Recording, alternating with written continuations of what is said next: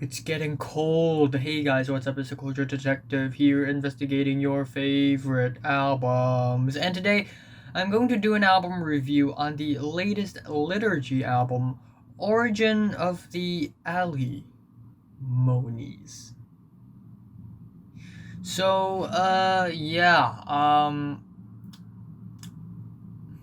where do I begin? Liturgy is an avant-garde experimental black metal band, and it's fronted by Hunt-Hendrix. And yeah, Liturgy has been one of the most experimental and also at the same time one of the most interesting metal bands of the past decade. They have released Aesthetica, I think, in 2015, with one very powerful and gracious and sharp and shrill yet bizarre and strange black metal banger tracks after another, certainly catching the attention of all the non-metal purists. In 2019 they released HAQQ, which is Halogen above quality and quantity, and goddamn, HAQQ is one of my favorite metal albums of the entire 2010s. It's absolutely intense and dramatic, yet we have the quirky, bizarre elements of the album, the glitchy edits, the instrumentation involving strings and organs, which are really beautifully arranged. And overall, this album just left a really strong impact and impression on me, and I was really pumped to hear another Liturgy record. Again, HAQQ is such an amazing metal album. God of Love is a heavenly, gracious, powerful, ascending black metal track. The title track is absolutely thunderous with its pianos, gong gong gong gong gong gong gong gong gong gong. And then of course we have the friggin' Virgins, which is riddled with sad, cold-blooded harps. And then the track afterwards, Passacaglia, is just very cynical and bitter and dramatic. I absolutely love it. So now, fast forward to 1 year later, we have Origin of the Alimonies. Hunt-Hendrix changed, formerly his, now her gender, and she came out with this record, which is a bit of an operatic record. It's definitely shorter than HAQQ. It's about 30 something minutes long. It doesn't have that many tracks, and it's like a departure of the, very intense dramatic black metal style that HAQQ has, and there is more of an emphasis on avant-garde and experimental music.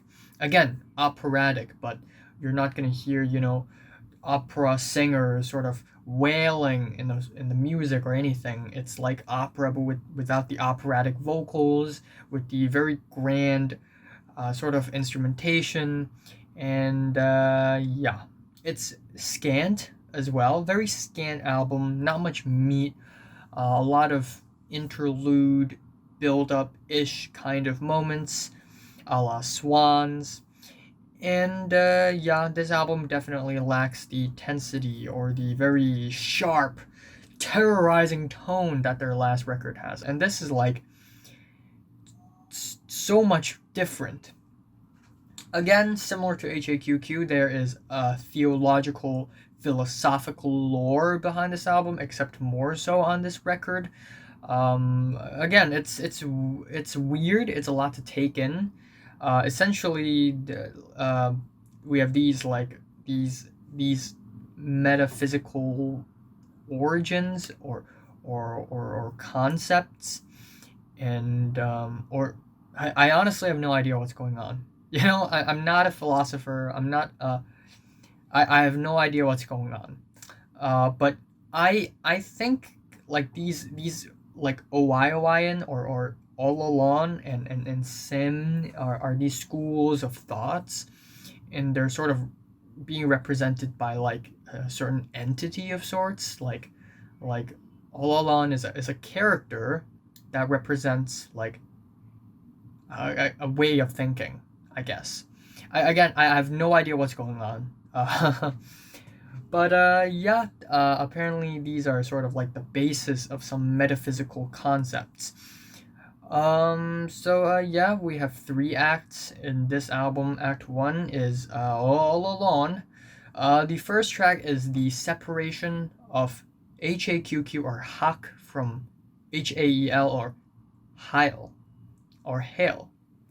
And it's while it's not your epic explosive opening, it's certainly a very ominous and eerie opening with violins, flutes, trumpets that are arranged in a very sort of creepy and ominous way. It's very eerie, and the way the instrumentals swell and build up at the end to something really intense and powerful, plus the glitchy edits, is really imaginative, and I really enjoy it. I honestly enjoy the intro track, but then the rest of the record is just kind of a head scratch for me. We have All Alone. I don't know if it's Oyoyon, Oyoyn, or All Alone, because it's an I, right? Or is that a lowercase l? I have no idea. So All Alone's Birth is a 1 minute and 40-second long track with dark organ passages, strings, and the instrumentals are very foreboding and layered. I like that, but it just drags on. It just drags on. It's stagnant. It gets stale. And I don't need another track that sounds like the intro track as the second track. Like we have two intro tracks on the same record. Then we have Lonely All Alone, which is a loud black metal track, except it totally lacks the tensity and the drama and the pain and bitterness that I normally love Liturgy's music about. The song, the guitars, the drums, they sort of break down in the middle, and then there's a flute solo, which is really nice. I do love my flute.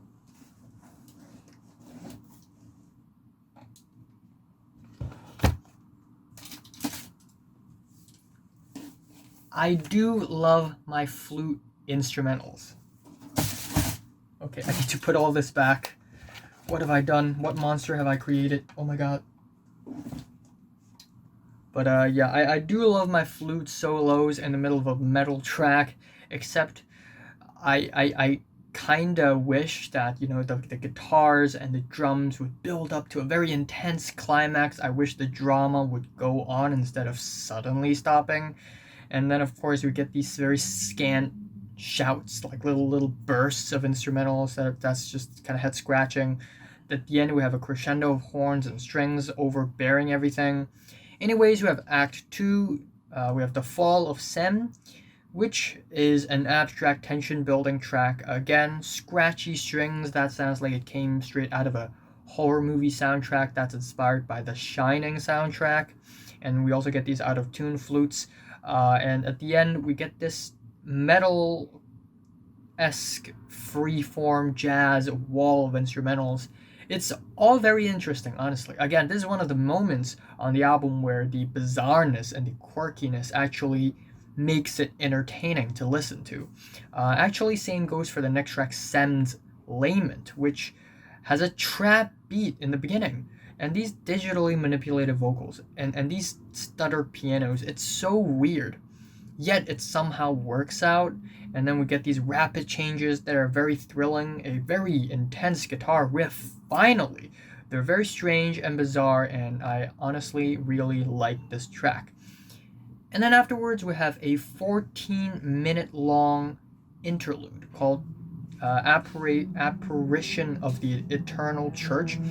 And it's an interlude, kind of a reworking of an organ piece. And yeah, I do like its multifaceted guitar chords, but the discordant pianos in the back is kind of tedious, it's very monotone, and overall, again, it lacks the intensity. You know, a swan song can be way longer. You know, Bring the Sun to Saint Louverture is 34 minutes long, but the very slow build-up is completely justified with the intense climactic explosion in the middle of the track and the crazy shouts at the end. But I can't see that on this track. And then the album ends off with the Armistice, which is pretty much the act 3 of the album. And yeah, it's just alright, I guess. Yeah, we get the loud, epic, climactic explosions of instrumentals, loud banging drums, drony guitars, and strings on top of it. But it doesn't.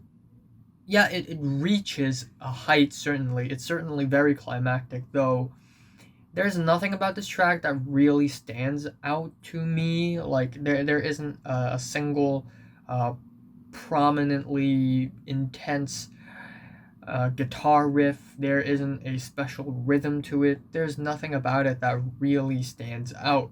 So yeah, at the end, I'm just left kind of underwhelmed with this album. Really, I think the quirkiness, the bizarreness is totally fine, but given how scant this album is structurally and how regular some of the moments feel, I think this album is a bit of a letdown.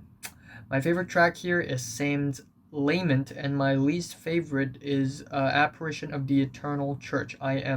Or Avalon's Birth, I am giving Liturgy. Origin of the Alimonies.